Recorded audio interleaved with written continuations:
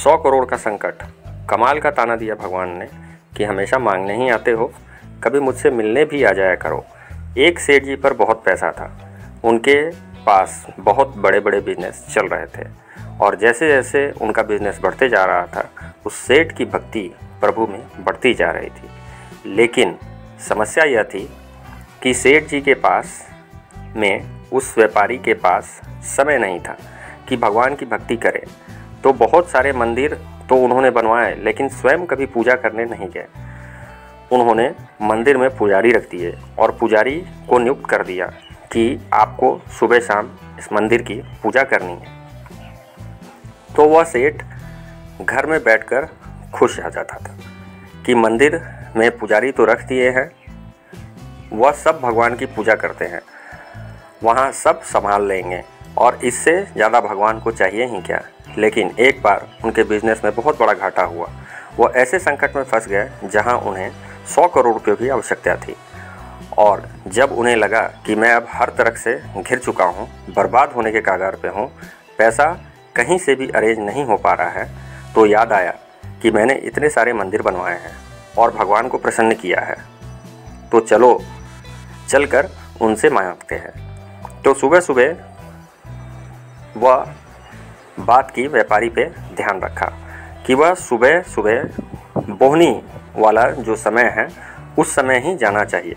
सबसे पहले भगवान से मैं ही बात करूँगा और आकर कोई कुछ ना मांग ले और भगवान का मन खराब ना हो जाए। तो इसीलिए सबसे पहले सुबह सुबह वो दौड़ता हुआ सेठ मंदिर चले गया। लेकिन वो जब गया तो वो देखता है कि लाइन में एक भिखारी आकर खड़ा है।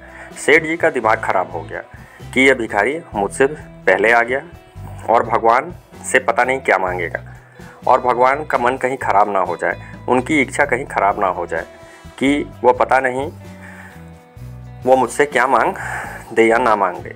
तभी सेठ ने भिखारी के पीछे खड़े हो गए और सेठ यह सोच रहे थे कि यह क्या मांगने आया है, भिखारी को आखिर क्या चाहिए।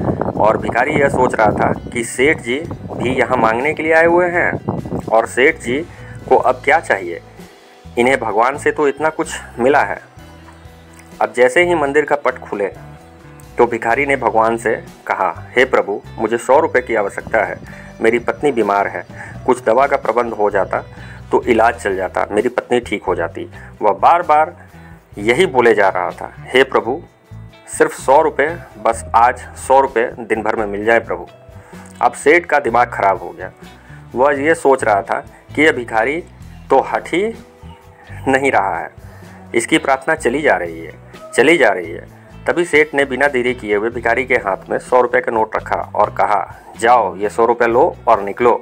लेकिन भिखारी 100 रुपये पाकर बहुत खुश हो गया और भगवान को धन्यवाद करते हुए सेठ जी का भी शुक्रिया अदा किया। अब सेठ जी ने भगवान से हाथ जोड़कर कहा, हे प्रभु, उस भिखारी को मैंने 100 रुपये देकर भगा दिया। अब मेरी बात सुनो, मुझे 100 रुपये नहीं 100 करोड़ रुपये चाहिए। भगवान कहीं से इसका इंतज़ाम करवा दो प्रभु, बस मुझ पर कृपा बरसा दो। ऐसे ही वो मंदिर में बोले जा रहा था। बार बार तो कमाल ही हुआ, मूर्ति में से भगवान प्रकट हुए और कहने लगे, तूने इस भिखारी से तो मेरा पीछा छुड़वा दिया 100 रुपये देकर, अब तुझसे बड़ा अधिकारी ढूंढना पड़ेगा जो तुझे 100 करोड़ रुपये देकर तुझसे मेरा पीछा छुड़वा दे। सेठ जी की आंखों में आंसू आ गए और कहने लगे, प्रभु ऐसा क्यों कह रहे हैं। भगवान ने कहा, बस यही तो सच है, तुमने इतने मंदिर बनवाए, इतना सब कुछ करवाया, लेकिन कभी मुझसे मिलने नहीं आए। आज भी आए हो तो तब आए हो जब तुम्हें कुछ मांगना है। मैं प्रेम का भूखा हूँ, बस मिलने चले आते तो मैं इतना बड़ा संकट आने ही नहीं देता।